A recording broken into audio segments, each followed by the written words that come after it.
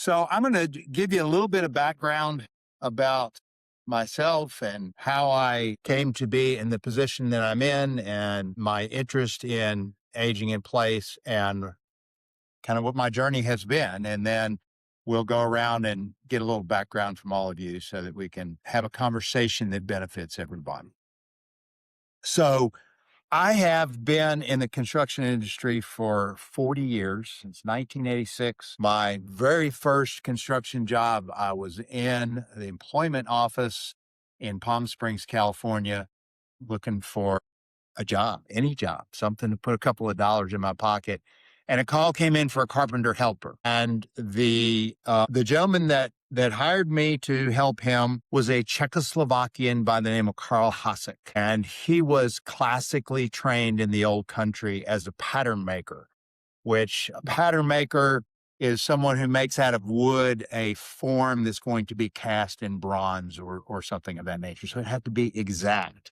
And he told me a story about when he was in school that they were given a project. They were given two pieces of wood and a plane, a hand plane. And the project was to get the two pieces of wood so smooth that you could put one down on top of the other and lift them up like two pieces of glass.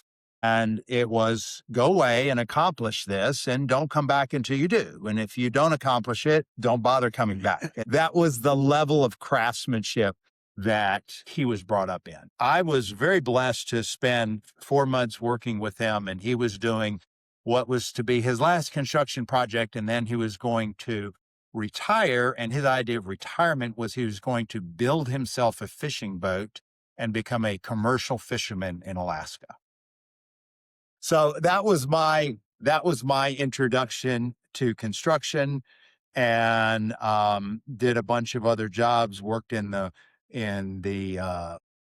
what I call the outdoor assembly lines in Southern California, where there was a subdivision of 3, 4, 500 houses, and there were three different floor plans, and everybody did one thing, and it was just mass production. And then came back here, worked at Timber Truss in Salem for a number of years, selling roof trusses and floor trusses, wall panels, and started my company in 2001 and was very busy from 2001 through 2008, building new houses and, big houses and curved staircases and round turrets and all kinds of fun stuff. And then one day in 2008, all of that came to an abrupt end. And it was about that time when my mom and dad, who had been living in Green Valley, Arizona, which is right outside of Tucson, and it's an age restricted community. You cannot buy a house in Green Valley unless at least one member of your household is 55 years of age or older. And they really liked it out there. They had met and married in Tucson, and so there was a lot of good memories. But my mom had a stroke, and so they moved back to Salem to be closer to family and get some help. And not long after they came, my mom fell and broke her pelvis. And while she was in the hospital in the rehab, my dad found a house, bought a house, and she came home from rehab in a wheelchair to a house that had about 6 steps going in the front door and about 6 steps going in the back door. So I built my first wheelchair ramp, which is kind of like a deck, just really out of level. And then we did some swing clear hinges and some grab bars and some other things. And it occurred to me there were probably a lot of people who wanted to stay in their homes. And their homes are what we call Peter Pan housing. They're built for people that never grow old. And so I began to educate myself on this whole idea of aging in place. And one of the things that really surprised me was how much resistance I encountered from people who would benefit greatly from some of the modifications that we do, but yet they didn't want any part of it. They said, "Oh no, I'm not ready for that yet. No, I'm not having any problems. I'm not. Are you calling me old? How dare you?" And it began to occur to me that the main driver of that is that a negative perception of what it means to grow old. Everybody wants to live a long life, but nobody wants to get old. And I began to see the cultural narrative all around me that stated that you peak at 40 or 50 and it's all downhill from there. And seeing people who went to great lengths to appear not to be old. They have this huge industry is called the anti-aging industry. And it's not anti-aging at all. It's anti the appearance of aging. It's looking younger. We fear wrinkles, but we forget about wisdom. And began to do some studies about some other cultures, found out about some places called the blue zones. There's 5 areas around the world where people routinely live to be 100 years old and are active and in control of their faculties and without a lot of the decline that we tend to see in Western culture. And I began to meet people and hear stories of people who are 80 and 90 and 100 years old and still active and still vibrant and still full of life. And yet, on the other hand, there's people that are 50 and 60 and kind of have given up and, sitting on the couch and complaining about their aches and pains. And so I began to look at, what's the difference? How is this possible? And so that's where the theme for the book came out. And as I go along in my company, I am more and more focusing on how do we not just remodel homes, how do we help people reimagine their whole life? How do we help people have a positive and an exciting view of every day when they get up and looking forward to the next year, the next 10 years to really enjoy every moment of our lives. And so when the opportunity to come out and talk about aging in place, I decided that I'm going to talk about a little bit more than aging in place because normally we talk about aging in place and we go and we talk about, okay, well, you should have a 0-step entry and non-slip floors and fall protection and wider doorways and a curbless shower and all that, and that's all true, but that's only one piece of the puzzle. And to create a mindset and habits and a lifestyle that supports a life that is engaging and exciting and worthwhile, and we feel purpose throughout all of our years is my goal and my journey, my mission to create that kind of environment for people everywhere I go. So that's kind of what my goal with this class is to talk about, all the things that we can do to have a better outlook. We will talk about what we can do to our homes. By the end of the 6 weeks, I would like to have everyone bring their floor plans in for their house. I have an app called Render. Anybody that has an iPhone 12 Pro or newer, I can send you a link and you can scan your house and it'll produce a floor plan, or we can figure out how to get those. But by the end of the 6 weeks, my goal is to have each one of you kind of put together a game plan. Here's how we're going to move forward and improve our lives. So maybe that's a lofty goal, but that's what I'm shooting for. So I would like very much if we could get kind of a little background, a little perspective from each of you in terms of what you hope to get out of the class, what your background in all of this is, and any particular challenges that you're looking to solve. Ken, you want to start? Sure. I worked for the university for a long time and I retired, it's coming up on 2 years. And I waited until I was 70 to retire. So, and I'm on my own. My wife passed away a number of years ago and I don't have any close family in the area. So for me, I'm interested in, how do I, continue to be able to stay at home and take care of myself.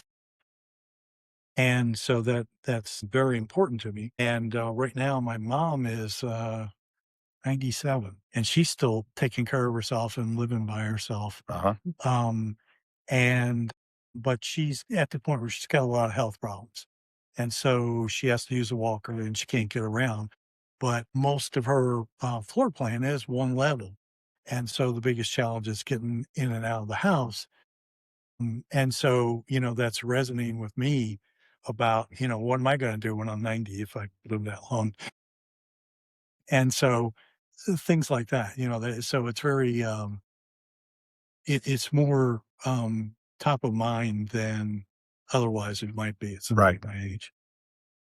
Well, I talked about the resistance that a lot of people have, and we talk about procrastinators and planners. And the planners are people like yourself who are, looking forward and planning. And it's almost always people who have been a caregiver in some capacity or another. They've taken care of a mom or a loved one, and they kind of see it from that perspective, and it makes you think.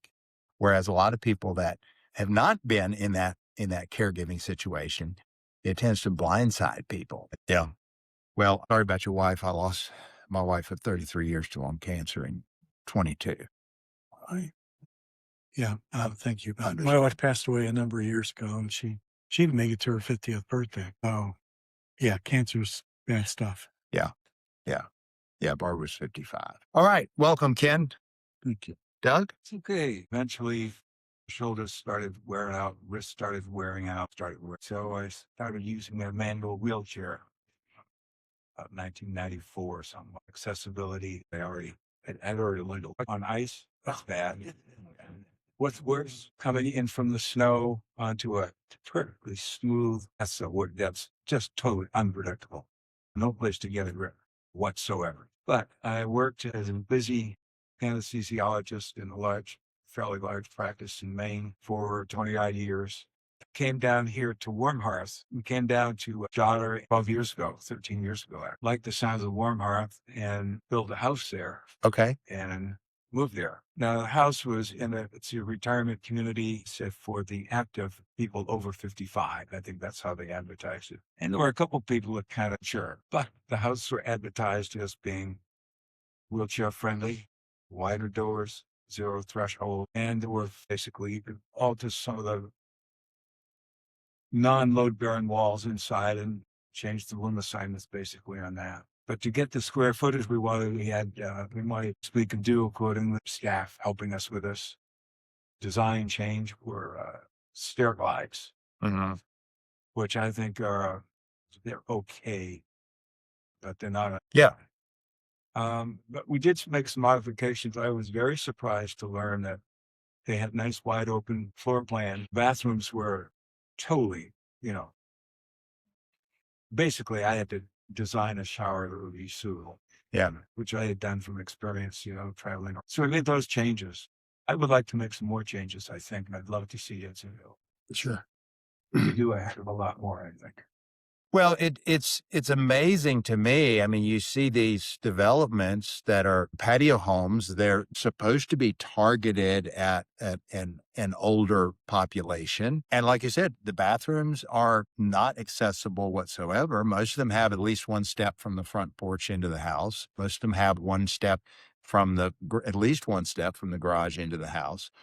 They're starting to do a little better with the wider doorways, but still, you have these houses that are supposed to be accessible and they're not. And I find it interesting that you got resistance from the community. Part of it. Yeah. Yeah. It's a small part. Yeah. Yeah. Well, and again, that goes back to appearance. People are so worried about the appearance. They want to maintain this active adult, image. And, why can't we just welcome each other and treat each other with respect as human beings? And the world would be a much better place. So, They didn't have a pickleball tournament to qualify. so I think one of the things that I think is valuable is multi-generational housing. I think that the idea that we would sequester people by age is no more palatable than sequestering people by race. And I think we all lose. When I was a kid, my grandmother lived right across the road, and I could go see my grandmother, and that was a very valuable part of my childhood. And I think that for young people to have interaction with older people and vice versa is valuable and helpful for everybody. And I hope that as time goes on, we'll see more of that interaction and more of that exchange. I was at the International Builder Show in Orlando last week, and I stopped and got something to eat. And I was sitting at a table eating teriyaki chicken with chopsticks. And a young Japanese man comes and sits across the table from me and is eating pizza with his fingers. And we struck up a conversation, and we talked about the differences between Japanese culture and American culture and Oriental culture, particularly in Japan. Elders are traditionally held in very high esteem, and the reverence for older people is strong, and people tend to live for a long time. Japan is one of the countries that has one of the highest longevity on average in the world. But I had heard some stories about that. Some of that was starting to lessen as a lot of the young Japanese are being educated in the West and going back. And so we talked about that, and we talked about different things. And he told me, he said, in Japan, this would never happen. I said, what do you mean? He said, for two strangers, for people that, you've never met each other, to sit down and have a conversation, it's much more reserved, and you don't go outside of your boundaries and talk to people you don't know, which I thought was very interesting. Anyway, Don. My wife, and we worked on, well, actually, south of Chicago for 20 some odd years as a math computer programming educator. And then also 25 years as a high school principal. 3 of those years south of Chicago and 2 of those years on the Navajo reservation. The last 6 years before we retired, we actually worked on the Navajo reservation. We had 220 Navajo students, both semi-retired, and went out there to teach. At time, she and I both math teachers by trade, and did some drone technology with kids, really cool stuff. So back in May, we retired, kind of. We're still trying to bounce around a little bit, but we bought a home here just recently. Saw this, and I thought, well, my wife has told me I'm going to be buried here, so I better find a way to make this happen for both of us. And we're talking about setting up a ramp outside to get up to just like you guys said, the stairs or issue. And her mom went through that same process where broke a hip and had to go through the ramp and had the stroke and so on. So I've got a few years. I hope that I can get this ready for the next 30 years. I wish for. Yeah. Daily wake up and thank God that I'm here. So you got, air in the lungs, and hoping that I can help us have a real, teach this career here for the remainder of our lives. That's where we're at. We're just trying to figure out, look at the home, and then decide what things can we do to prepare for it. Great. Yeah. So what kind of culture shock did you experience going from the south side of Chicago to the Navajo reservation? It was not just a culture shock. It was a kind of a everything shock, because you go from having everything that you touch your hands to 2 hours away from the nearest Walmart, not knowing the Dene language, to becoming fluent somewhat in the Dene language now, learning their ceremonies, learning how difficult it is, and the fact that they're a third world nation in our own United States is what's really sad. When you have trucks that have their water tanks in the back, and they're taking water 3 or 4 times a week to their home from these spring wells that they have. It's just different. We take for granted a lot. And that was a shock to me. I mean, we both went out there to explore a year before, and we made the comment, we're not going to go out there and work. Yeah, I'd had other plans in the spring. I thought, okay, Marie's having a really tough year. It's more like we're Donnie and Marie. So she was having a bad year, and I thought, I'll throw out my application. Look at 2 math teachers. They won't hire us. We're too old. 56 years old. Yeah, I put out that 9 to 10 at 7 o'clock the next morning to call. And we kind of knew guys in the plans on this one, handle it. Yeah. We moved to him, and I resented him for a lot of that for 6 months. And then it just turned around. I learned so much more from them than I could give them. And you've got 3, 4, 5, 6, 7, people sleeping in that home meeting. So that was a shock. Yeah. After the first year, they began to trust us, and they asked if we were coming back. And every year they would ask us the same day, we're coming back. And we did. My last year was a principal there. 2 last years a principal there. And I miss my own kids. I knew every family in that community.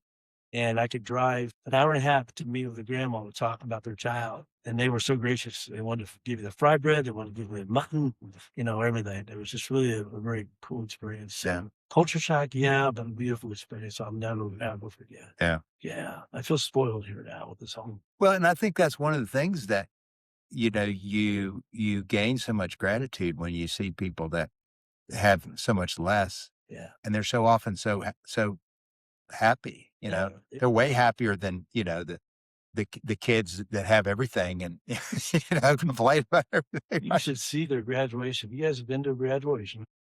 It's not just it's a celebration. They bring out the food, they bring out the legs. They have these legs where they put like cereal boxes and candy bars on. And a lot of our kids would go up and they had to speak like the valedictorians, so the children would speak. Well, they've got these layered legs on top of them. As parents they're just swarming the kids. So it was a beautiful, yeah, it's just different. Yeah. Yeah. But I'm really appreciative of hearing your stories and also trying to figure out what I can do to make my, Well, thank you for sharing. yeah, of course. Thank you. You're welcome. Mike. Yes, I'm Mike. I was a research biologist in Maryland for many years, and my wife actually grew up in Blacksburg, but she left in her early 20s. And so, after we both retired, both in Blacksburg, but also in this region, so there's lots of aunts, uncles, and cousins, and a number of them getting into their 80s and having real health issues and mobility issues. So, and we had a house in Maryland that we liked. It was all one level. And we just assumed we'd moved down here. In 6 months, we would find it. This was, of course, during the pandemic. We moved in. It actually took us 2.5 years to find a house that we liked, but actually it's a 2-story house. So, but it does have a first floor master bedroom suite, which kind of decided it for us. But so I'm interested in learning more about, considerations and the options for aging in place if we wanted to say modify the house we have now down the road. And also my mother-in-law is in her late 80s living by herself. And so we're trying to think of what we can do to help her in her situation. And also, some of Julie's older relatives. So it's, we always knew we'd be coming back here, but because of her family, and we enjoy it here, but we both are starting to, or in our early 70s. And so we're both beginning to experience some health issues and some limitations of what we can do. So that's really kind of made me think more about, can we even modify this house that we have now to meet our needs down the road, or do we need to be thinking about something else? Right. Yeah. Yeah. And that's a conversation I have with families, all the time. Yeah. Here's what we have, and here's what it would take to get it where we want it to be. But I've also had a lot of people look at, okay, well, these are our challenges, and it seems like a lot to modify this. We're going to go buy something else, and then go out in the marketplace and can't find anything that's really any better. So, which, was to your point that there's not a lot on the market that really meets the qualifications of even close to being accessible. And people say all the time, why don't builders build stuff that's accessible? And I think it's only going to happen when the buying public demands it. It's supply and demand. I was at a conference in San Antonio, and I heard about somebody here in Blacksburg that was a disabled veteran and was trying to get States and Homes to modify their floor plans to accommodate his needs, and they wouldn't do it, which I thought and I went and knocked on their door to ask them about it. And I was told I was getting a call back, but that was in October.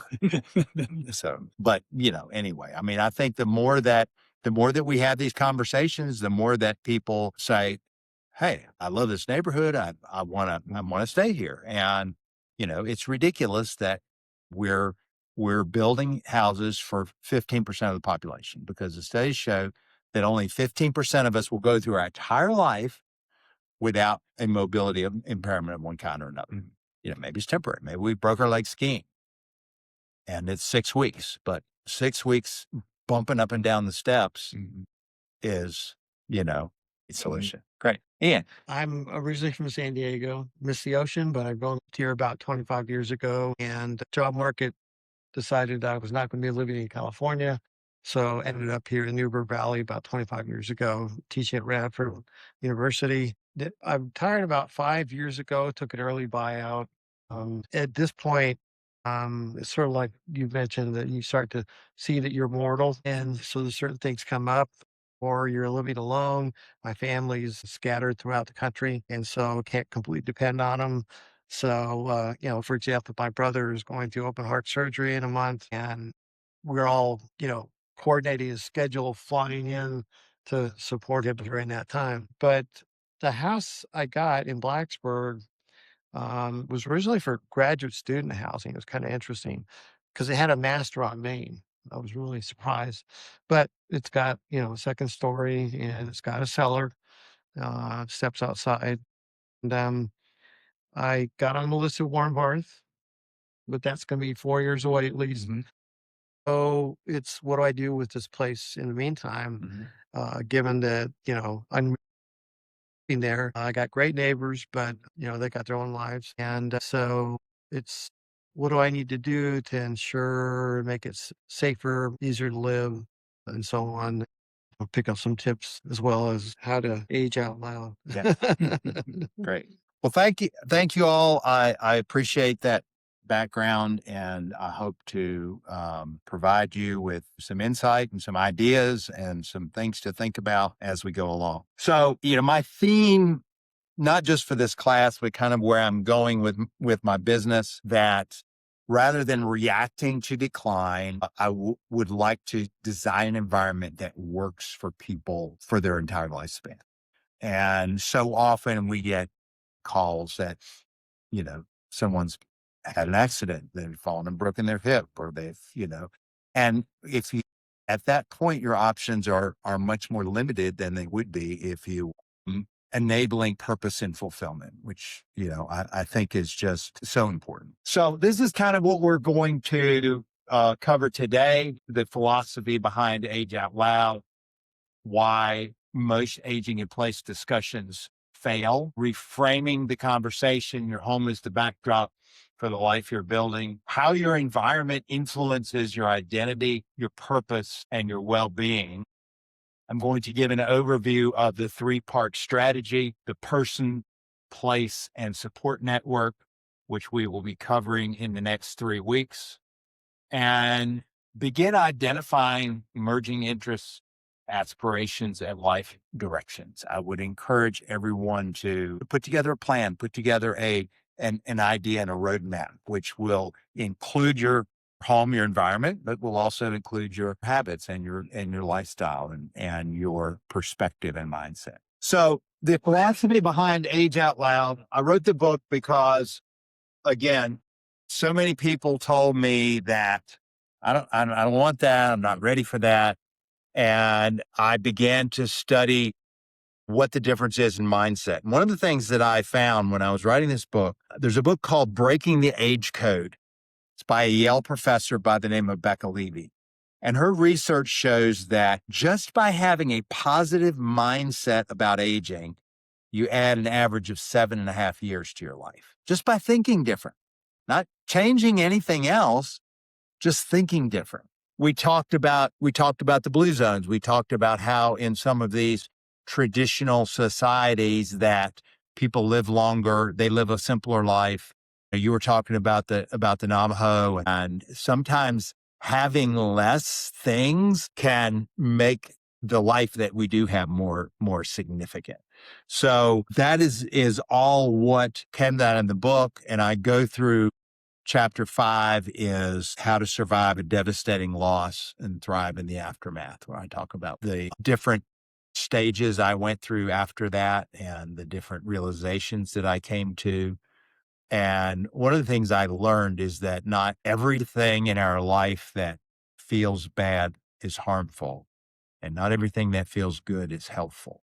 Sometimes the most difficult experiences that we go through will produce the greatest growth. It's kind of like gold going through a furnace.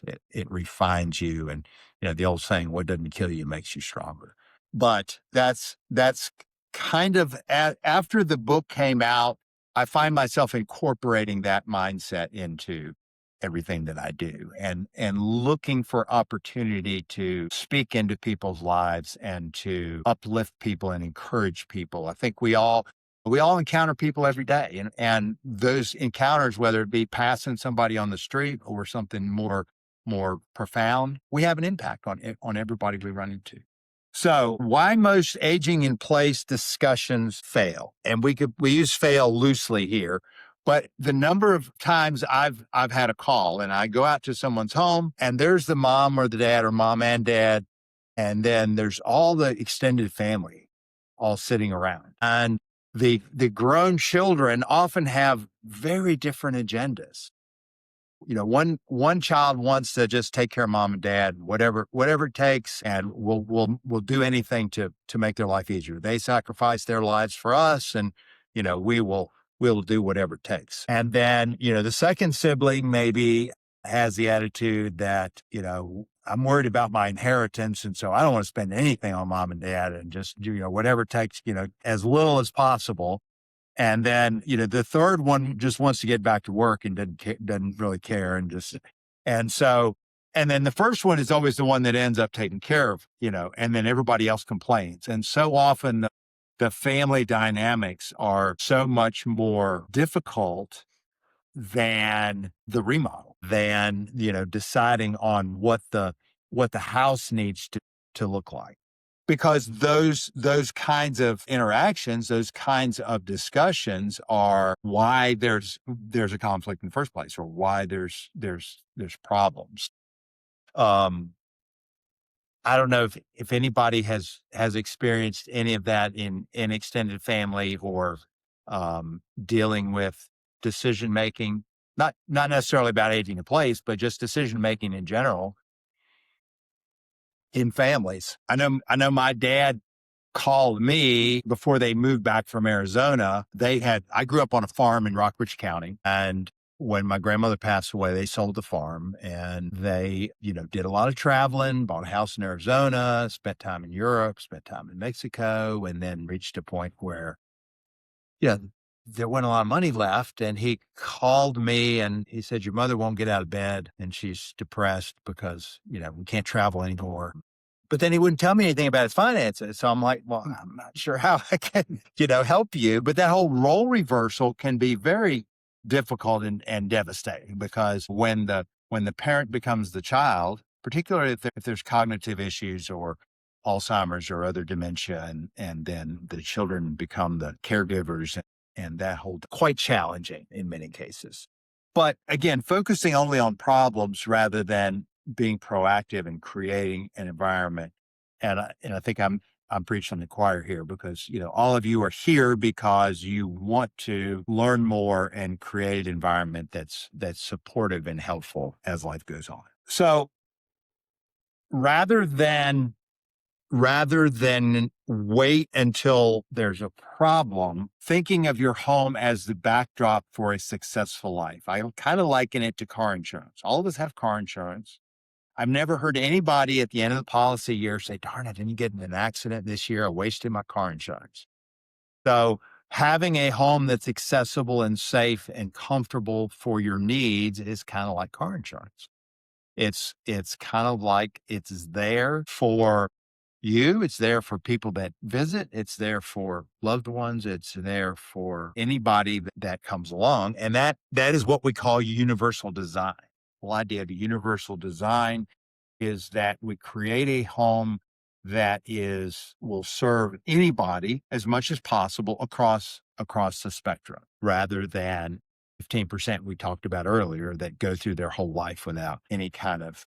And then taking that a step further, how environment influences identity, purpose, and well-being. So we can look at the design of a home, things like natural lighting, things like plants, things like having wide open spaces, which all just change the feeling and the ambiance and the enjoyment of that living space beyond just whether or not it's accessible. And so I think that that's an important part of the discussion as well. Now, this is a concept that I learned many years ago, and it's the idea that when we are looking for solutions for aging in place, there are three intersecting circles. And the first one we're going to call person, and the second one we're going to call place, and the third one we're going to call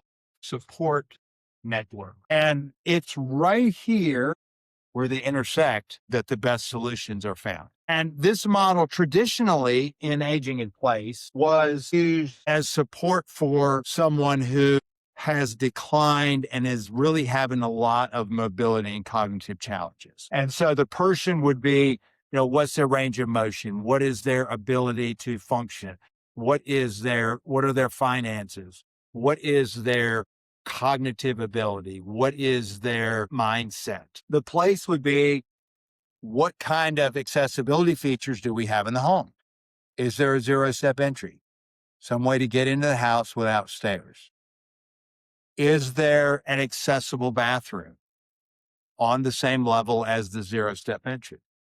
And an accessible bathroom would be defined in general as at least a 3-foot door to get into the bathroom, a 5-foot diameter turning circle, a curbless shower that does not have any lip or anything to keep you from getting into the shower, a roll under sink, bright glare free lighting, good ventilation, fall protection in the form of grab bars or hand holds. And those features there would be generally considered an accessible bathroom. And then beyond that, the kitchen, the bedroom, the hallways, the laundry, all of those things are part of the idea of having an accessible home. But the 0-step entry and the accessible bathroom are almost universally the first two priorities. And once those are in place, then we can look at the rest of the home. What other areas are necessary?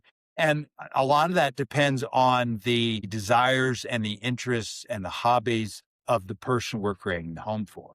For some people, not being able to use the kitchen would be a blessing. It's like, great, you cook dinner for me. I can't get in there and cook anymore. For other people, cooking is their passion. I mean, that's their life, and not being able to get in the kitchen and use the kitchen would be devastating. And so that, depending on the person, is whether the kitchen's a priority or not. But the bathroom's got to be for everybody. I mean, that's something. And that's where a lot of accidents happen, in the bathroom. The floors are slippery. It's wet. It's usually the smallest room in the house. And they've got these little bitty narrow doorways that are almost impossible to get in and out with any kind of mobility device. Forget a wheelchair. I mean, crutches, anything, a cane. And so that's the person and the place. And then the support network would be, what kind of help do you have? You can have the same person in the same house, and one person lives alone, has no family, has no close friends, has no church family or other social contacts. And that person is going to function very differently in that same home as the second person. Same environment, but they've got a lot of family. They've got church family. They've got neighbors. They've got people that are helping them with their day-to-day needs. And that is one of the reasons where you see some of the kind of innovative models, the virtual village movement, where people band together and help one another. Co-housing is another model that you see sometimes. What they call NORCs, naturally occurring retirement communities, places like Warm Hearth, where intentionally there's a community created. So those are all a form of support network. So that's kind of the traditional way that we look at these three circles. But for my purposes for this course, I'm going to step back and I'm going to try to look at it from a little bit broader point of view. When we look at the person, we're going to look at mindset. We're going to look at what kinds of things can we do, kinds of habits can we build to keep ourselves active and healthy. We're going to talk a little bit about about diet and exercise without going down any rabbit holes, but just common sense when it comes to diet. To me, the closer you can get to eating food as the way it comes out of the earth, the less processed, the better. Drinking plenty of water. I mean, all those things. But how can we continue to learn? How can we continue to engage our minds, continue to be involved in things throughout the course of our life? One of the problems I see with traditional retirement is people work all their life looking forward to this magical retirement. And many people, they say, okay, well, it's time for me to rest now. I'm going to sit here and put my feet up. And that's great for a couple of weeks. And then, what do you do with yourself? What is your purpose in life? And, there's plenty of people who retire and they've got a long list of things they want to do and they're very involved and enjoying life. But this idea that, and I've heard it called the 40-40-40 plan, which is you work 40 hours a week for 40 years so that you can live on 40% of your income. And, the fact that people are living longer, the fact that people, when retirement was kind of invented, the average lifespan was, 65, 70 years old. So you retired and you lived a couple of years and it was all over. And now people are living into their 80s and 90s and beyond. And so, that's 30 years of your life. And, that's time for a whole nother section of your life, whatever that looks like. Not necessarily gainfully employed per se, but doing something that you're passionate about, something that gives you satisfaction and purpose in your life. Whether that pays you in dollars or not, it pays you in life. It pays you in purpose. It pays you in having a reason to get up in the morning. And then the place beyond just whether we can get in the door, whether we can access the bathroom, whether the hallways and doorways are wide enough.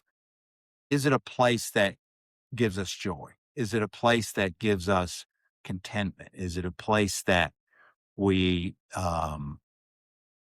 like coming home to at the end of the day or staying at during the day?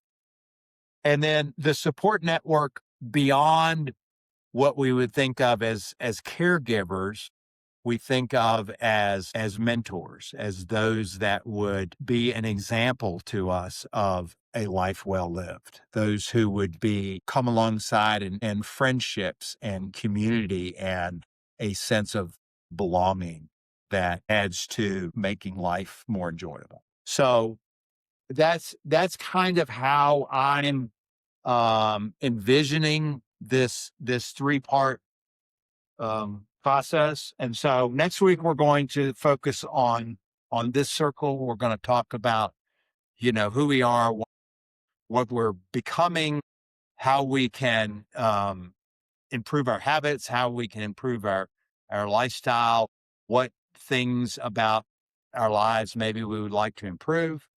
And then the following week, we're going to really focus on the place. We're going to get into some of the features of our homes. I will have pictures of a lot of the projects that I have done over the years of different ways to conquer certain challenges and certain aspects of the home. And then the following week, we'll do the support network, what kinds of community involvement, what kinds of support might be helpful. I know that here in the New River Valley compared to Roanoke Valley, there has been a great deal of talk about aging in place. There's a task force.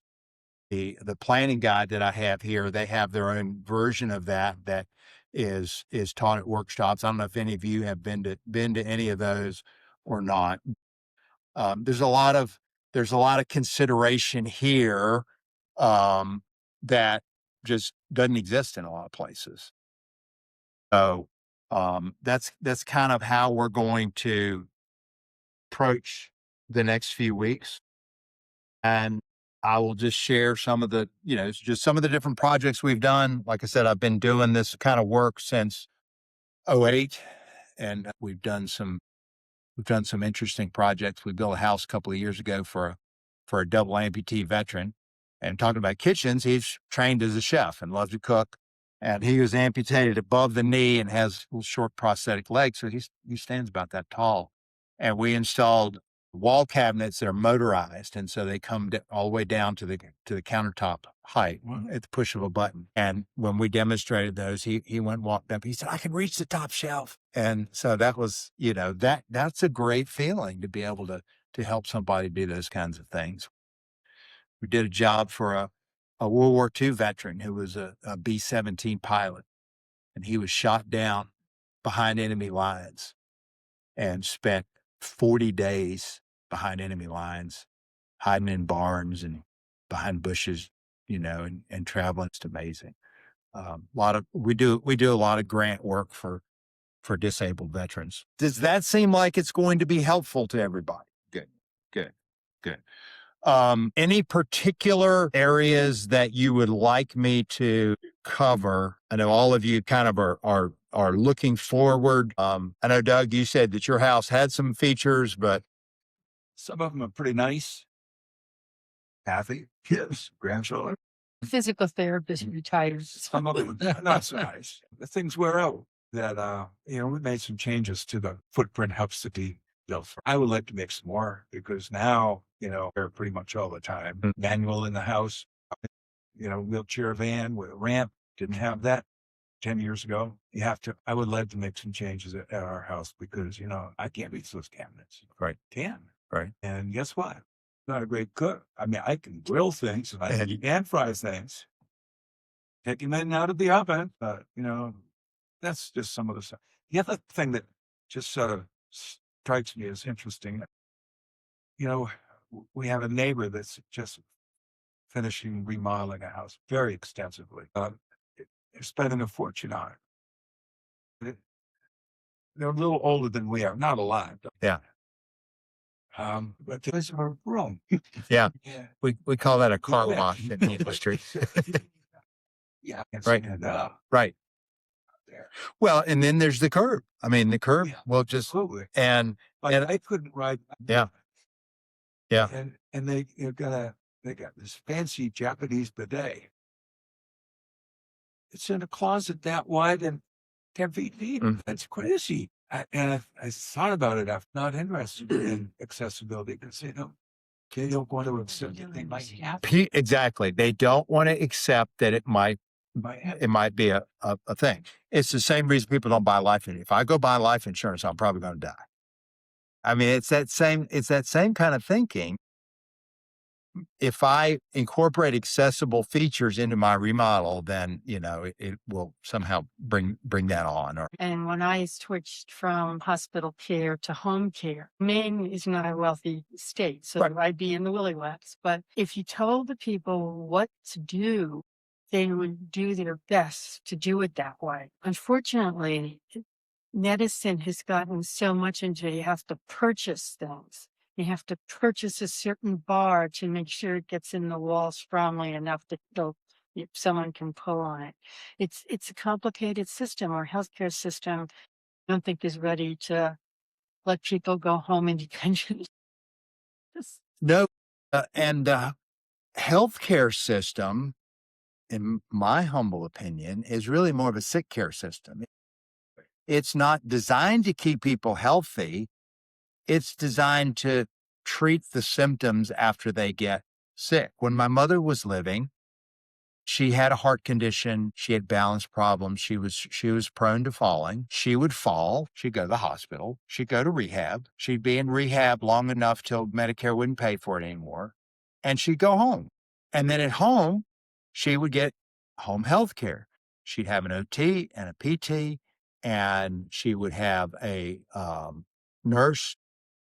And they would get her just to the point, and she would work really hard when she knew the therapist was coming, and she would do her exercises and she would work because she was a very, very people-pleasing kind of person, liked people. And just at the point where she was really starting to do pretty well, she was starting to get her strength back.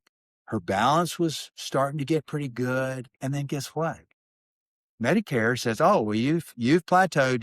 You're not improving anymore, so you don't get any more therapy." Medicare pays by the day. And then the therapist would go away, and she would stop doing her exercises. And within a short period of time, she would lose all of the progress she had made, and she would fall again and would start the process all over again. And I don't know what the maintenance level of therapy would be, but I can't imagine that it would cost more to have a maintenance level of therapy to kind of keep people at that strength and balance than it costs to have them fall again and go through the whole. It's just, One of the other pieces is that we have more widow and widowers. So they would live alone. Yeah. And so it's then like your mom had an every day. So it's, Yeah. our system is not yeah, necessarily what elders Yeah. need. yeah. And so, that model of healthcare where we're not really keeping people healthy, we're just like feeding them drugs when they get sick, is the equivalent of that is what I'm trying to avoid in the aging in place space. It's like, why not create homes that work for people, Yeah. ahead of time. Rather than so-and-so's fallen and broken a hip, and now we've got to rush in and try to put things together. So that's what we're going to do. We've got plenty more time. We can certainly talk about some other issues, but I have a worksheet for you to take home. Just think about some of these questions next week. And I'll show you a few pictures. Sometimes computers baffle me. There we go. So this is a ramp that we did. It's got the steps there on the right. So you can use the ramp. You can use the steps.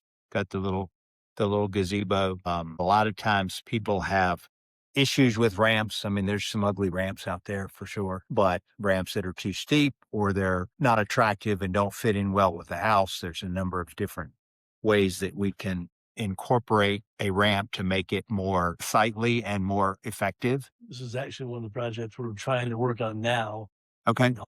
because my wife has no ACLs. Ooh. And yeah, she's had it for years, and it's very difficult because we have to go upstairs.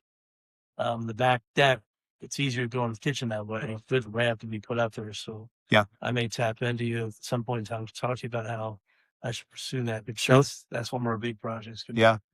Yeah. So this is a project we did for a veteran. There's another ramp on the back. One of the requirements of the VA grant is that there's access from the bedroom, so that if there's a fire, they can get out. But that's one of the sticking points on these projects, because people don't like the idea of having an exterior door on their bedroom. It brings up, especially in some neighborhoods, safety concerns and privacy concerns and all of that. So, and they've relaxed that somewhat over the last few years. The VA used to be very rigid about you do it this way or you don't get the grant. But they were more concerned about the paperwork than actually the work done. We did a job in Lynchburg for a veteran, and we did an addition out the back, and his front door did not meet the requirements. It had like a 2-inch lip, and he was in a power chair, and he'd been in that power chair for years, and he knew that thing like the back of his hand.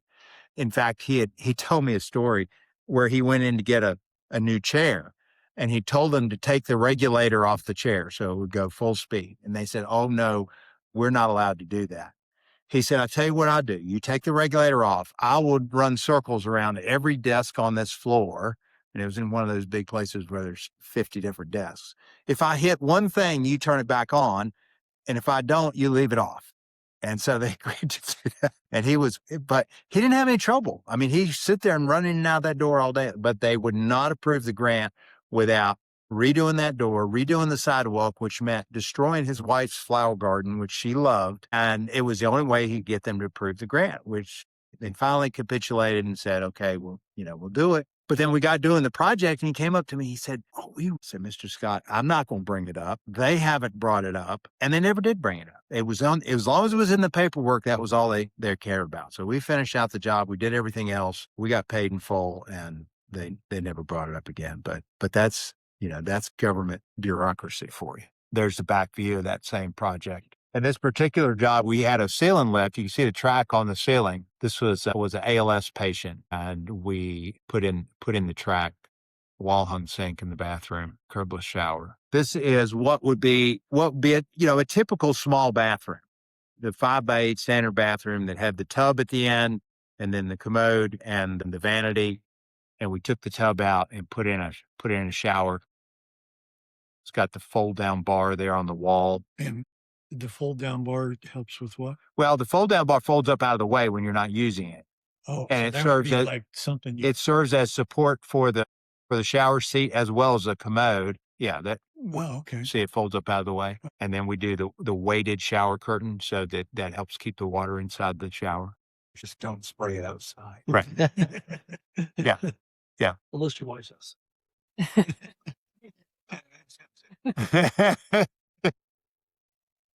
But seriously, when I bring up curbless showers, that's often the first thing people say. Well, how do you keep the water in? And the bigger the shower is, the less concern you have, obviously. But like you said, if you're not in there, having a party and spraying the water all over the place, They don't usually pitch the floor a little bit. the floor is pitched. Yeah, right.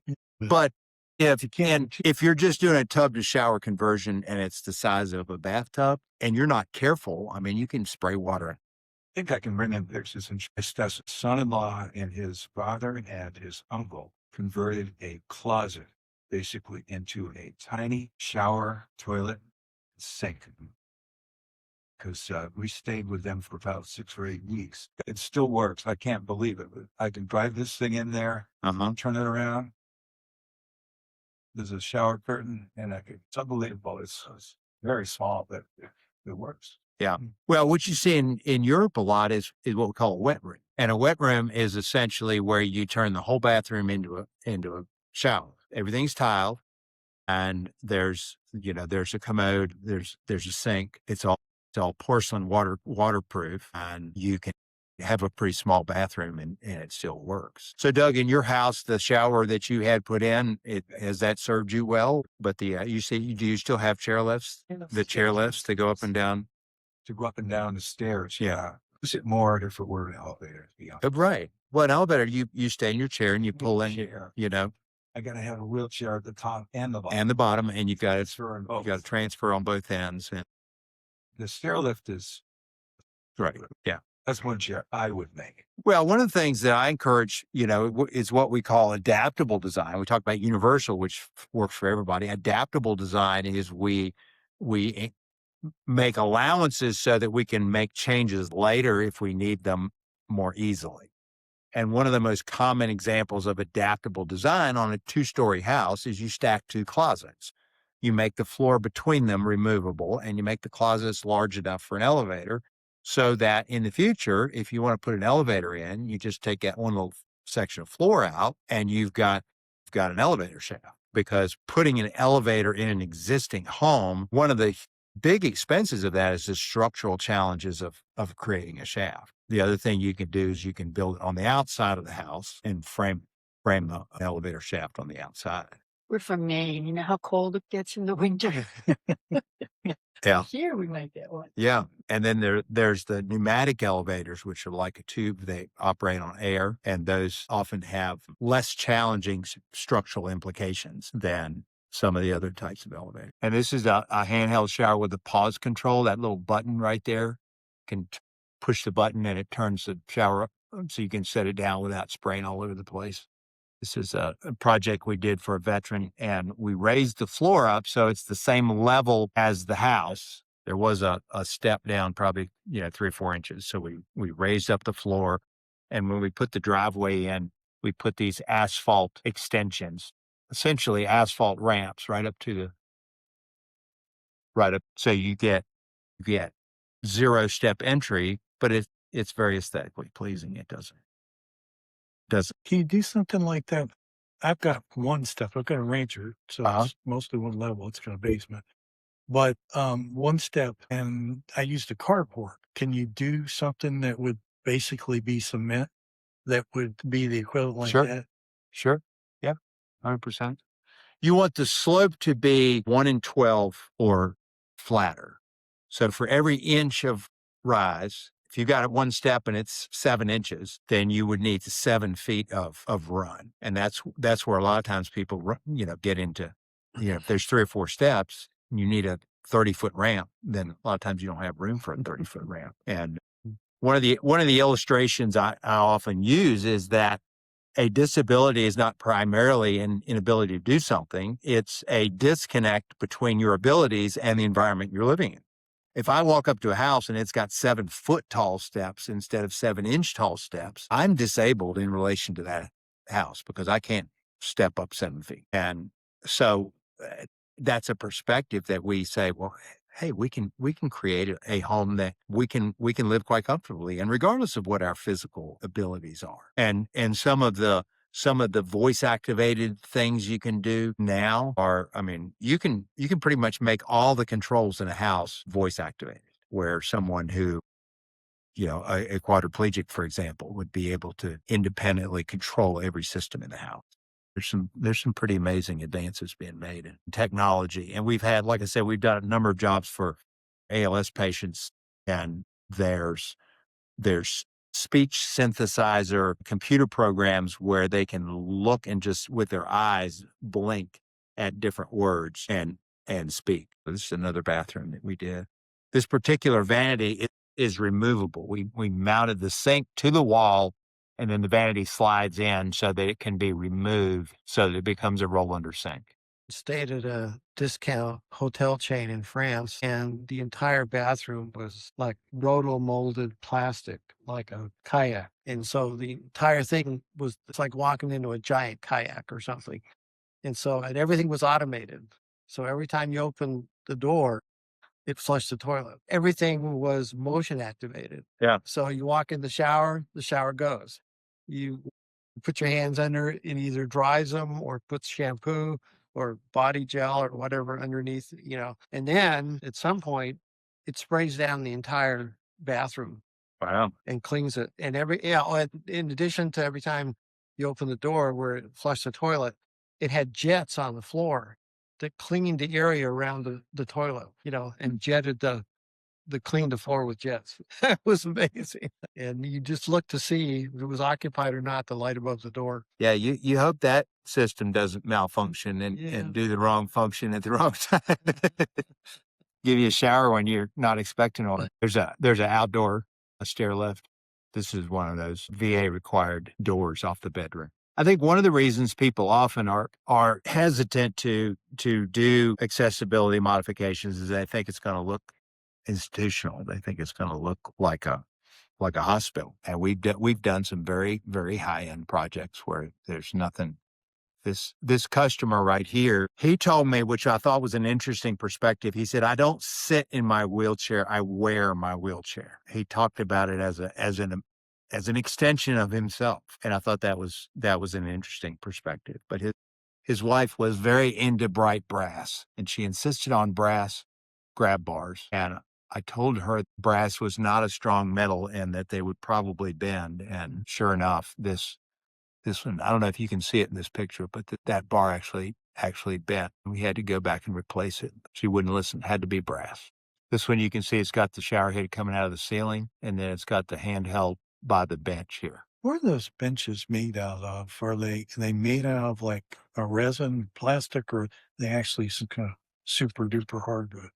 The ones that are wood are usually teak or Brazilian walnut or ipe or some of those tropical woods that do not rot ever, but a lot of them are the composite that looks like wood. A lot of those tropical hardwoods like teak and ipe will actually sink. That's how dense they are. They don't float in water. And the ipe, which is used for decking sometimes, if you get a splinter, I mean, it burns. We did a deck with that one time, and it was on an angle, and it cut the edge off, and just the sawdust.